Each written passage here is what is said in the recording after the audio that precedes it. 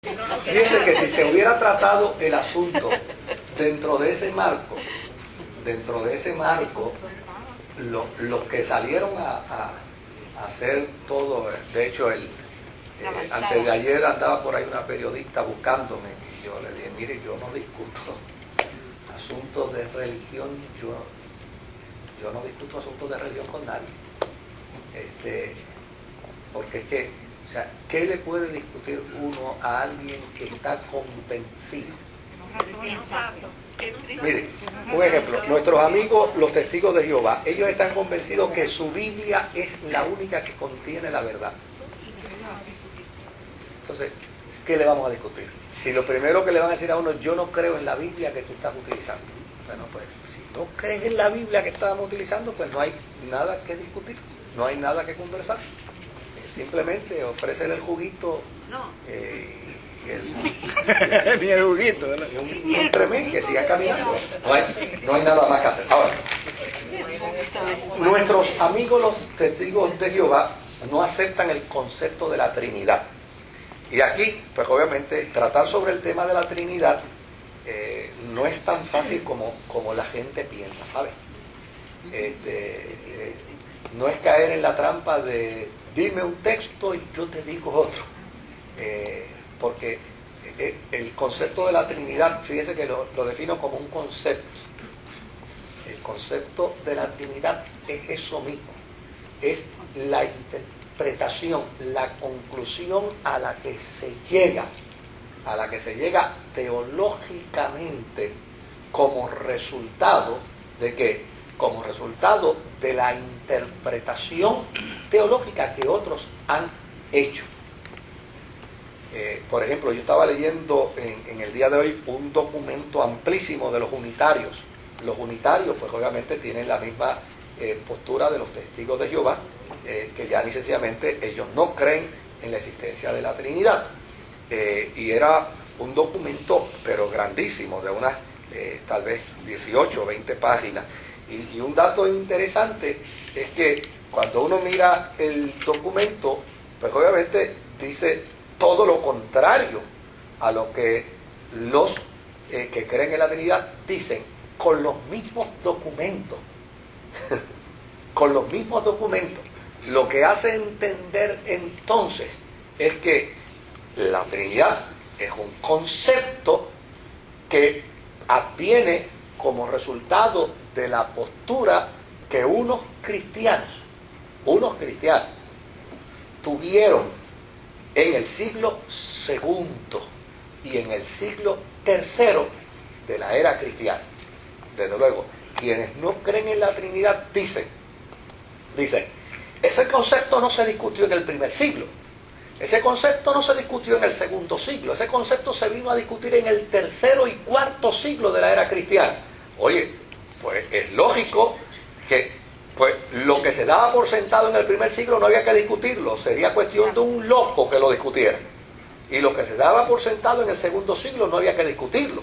Ahora, cuando no empezó a darse por sentado, cuando empezó a cuestionarse, cuando empezó a recriminarse lo que se pensaba en el primero y en el segundo siglo, pues obviamente provocó ¿qué cosa? Provocó una reacción teológica para producir el concepto. ¿Se da cuenta? O sea, si hay algo que usted da por sentado, pues usted no lo discute. Usted lo empieza a discutir cuando se lo cuestiona, ¿verdad? Cuando lo desafían, cuando lo retan. Pero dicen, no, Policarpo de Esmirna no habló de eso. Pablo no habló de eso. Pedro no habló de eso. Los apóstoles o los patrísticos de la iglesia del primer siglo, del segundo siglo, no hablaron de eso. Es que no tenían que hablar de eso porque eso no era lo que estaba en issue. O sea, esa no era la discusión. ¿Cuándo empezó a hablarse de eso? Pues mire, eso tiene un contexto histórico bien interesante.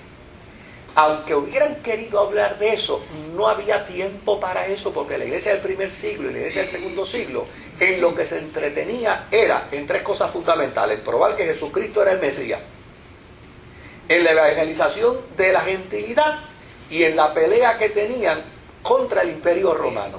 En eso era que se debatía la vida de la iglesia en los primeros 2 siglos. Ahora, ¿por qué surge después? Pues surge después como resultado de que la iglesia ha sido llamada por el Estado a participar de los bienes del Estado, del favor del Estado. Y ahora, ¿qué sucede? Se le ha devuelto a la iglesia sus documentos, se le ha devuelto a la iglesia sus templos, se le ha devuelto a la iglesia sus bibliotecas, se le ha devuelto a la iglesia la oportunidad del análisis y del estudio. Y cuando la gente se sienta a analizar y estudiar, ¿qué se produce? Se producen conceptos. Entonces, la discusión se crea, que es un error capital. Yo he estado escuchando a mucha gente decir, muchos de estos errores son producto de Constantino. Mire, Constantino no metió la nariz en la religión porque Constantino no sabía nada de religión. Constantino lo mismo adoraba a Dios que adoraba a un Dios pagano. El mismo día adoraba a los dos. Porque era la función de un emperador.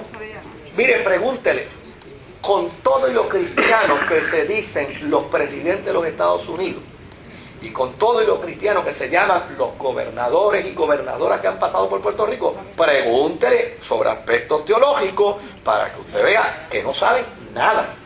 Que lo mismo le piden la oración al presidente de la FRAPE que se la piden a Aarón, o van y llevan a un brujo o a un espiritista para que le haga una sección de espiritismo en la fortaleza.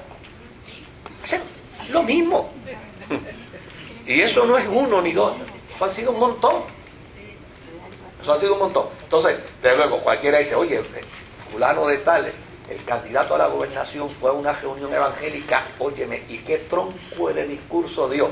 Y de luego, el ignorante que se trague eso, afirma su ignorancia. Mire, se lo escribió un religioso alzacola. Se lo escribió un religioso alzacola que está en su oficina, que está en su centro de campaña, y le dice, ¿con quién vas a hablar hoy? Hoy voy a hablarle a un grupo de pentecostales. Pues muchachos, tienes que tener un lenguaje pentecostal. No te preocupes, que eso yo te lo creo y te lo formo. Mire, yo vi a un político echarse a una convención de pentecostales al bolsillo, cuando lo primero que dijo fue lo siguiente. Dijo, yo conozco bien al pueblo pentecostal, porque en mi casa había un hombre que trabajaba con mi familia, que era un pentecostal. Oiga, y aquello se quería traer.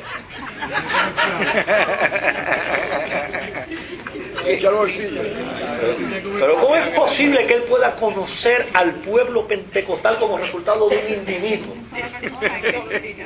Pero aquello se quería traer. Ese es el hombre que necesitamos, ese es el hombre que nos conoce, ese es el hombre que nos entiende. No, después vino otro, y otro que era de otro partido contrario, y ese sí que se la jugó fría.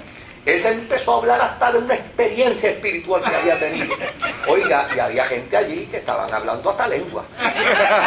Yo estaba allí, a mí no me lo contaron. Ahora, ese mismo, después... no. Hablo lengua en la presencia del Señor, no en la presencia de ningún político. Pero ese mismo después va a Torrey, donde los mita, y le llama a Aarón, el Espíritu de Dios en Aarón, y ese mismo sale de ahí y va a la iglesia a una reunión católica y habla en el lenguaje que va a entender. O sea, entonces yo escucho a muchos cristianos a veces diciendo, no, es que hubo una influencia de Constantino. Mire, Constantino estaba tan embriagado en su plan para conquistar al mundo bajo su imperio, que no tenía tiempo. ¿Qué tiempo podía tener un emperador del imperio más poderoso para sentarse a hacer teología? Lo que pasa es que obviamente los cristianos tampoco eran bobos. Los cristianos dijeron que el emperador nos invita, vamos a declararlo un obispo de la iglesia. Y eso es bien sencillo. ¿Por qué razón lo declaran parte de la iglesia? Porque declarándolo parte de la iglesia, lo controlan mejor. O sea, si a mí me diera la oportunidad,